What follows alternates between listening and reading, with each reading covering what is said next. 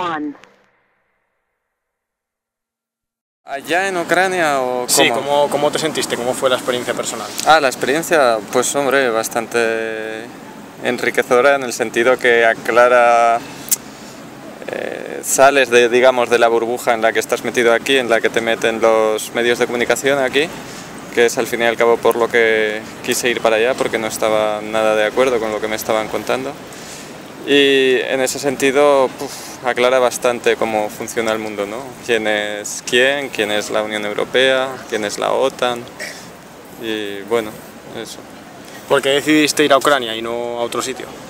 A Ucrania porque hablo ruso, me siento bastante cercano del pueblo y bueno, eso hace que vaya siguiendo la situación política y entendiera más o menos qué estaba pasando o tenía acceso a información alternativa, digamos, que en español cuesta mucho encontrar, pero en ruso, incluso en inglés, hay mucha información acerca de lo que está sucediendo realmente en Ucrania. ¿Jugaste algún rol ahí en Ucrania? ¿Tuviste algún trabajo en concreto? Sí, cuando entré por la frontera de Rusia, entré en los territorios, digamos, las repúblicas que no aceptan el gobierno de Kiev, Donbass, concretamente en la República Popular de Lugansk, y me ofrecí en Rusia como periodista. Me dijeron que estaría muy bien dar una visión alternativa a los medios de comunicación occidentales y me ofrecieron también trabajar con las televisiones rusas que estaban allí en Lugansk. Lo que pasa es que cuando iba a cruzar la frontera las televisiones estaban... Un día antes las televisiones se fueron porque las condiciones de trabajo eran muy peligrosas, estaban bombardeando cada día la ciudad, el ejército ucraniano, estaban bombardeando la carretera de Lugansk, Rusia, que era el único cordón umbilical que unía las dos repúblicas con Rusia. Y bueno, entonces entré con otra periodista, nos escoltaron, nos llevaron los milicianos para allá y me puse a hacer periodismo, pero un poco más por mi cuenta allá. ¿Cómo vive la gente en Ucrania esta situación? ¿En Ucrania? ¿En Ucrania o en las repúblicas rebeldes? Sobre todo en Ucrania. En Ucrania, la gente que vive en la capital o en lo que es más al oeste. En Ucrania occidental, ellos, bueno, ¿cómo diría yo? Ellos han recibido una información también muy sesgada. Se les ha dicho que las provincias del sur no han aceptado el gobierno porque se les ha tachado de separatistas, de terroristas, y el ejército ha lanzado una operación antiterrorista contra ellas. Eso es lo que ven, digamos, en Ucrania occidental.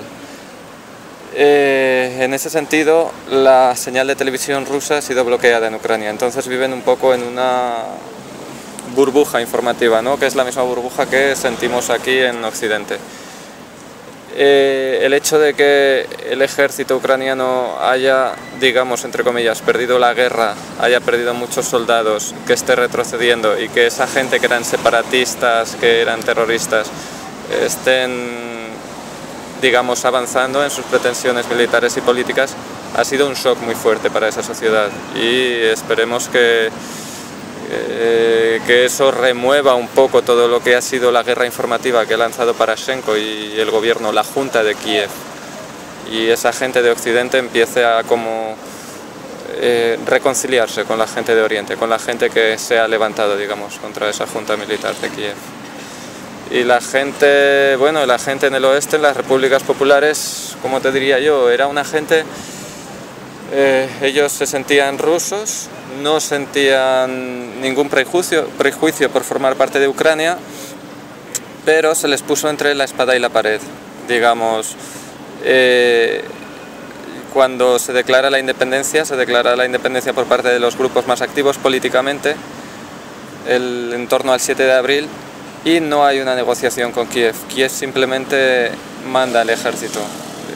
También hay que tener en cuenta que la independencia es declarada por la política agresiva que forma este gobierno, que sube el 23 de febrero al poder, ¿no?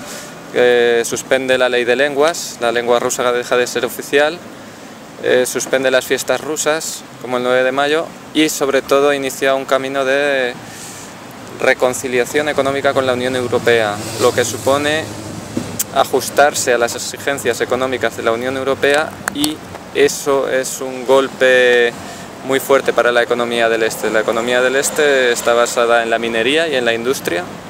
Lugansk y Donetsk suponen el 25% del Producto Interior Bruto, y la industria, a pesar de que se está modernizando, a pesar de que está construyendo, por ejemplo, centrales eólicas, está yendo hacia adelante, en gran medida no cumple la normativa europea. Entonces los acuerdos de asociación con la Unión Europea condenarían al ostracismo la zona.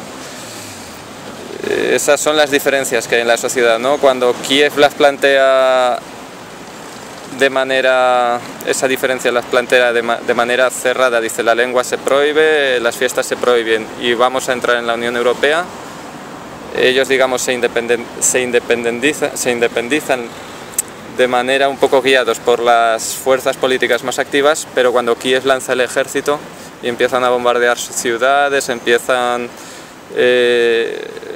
los abusos del ejército en los pueblos que logran tomar, esa sociedad oriental entiende que somos o ellos o nosotros. Esto es una operación de castigo que nos han preparado, es una guerra que han provocado ellos y es una invasión lo que estamos sufriendo aquí.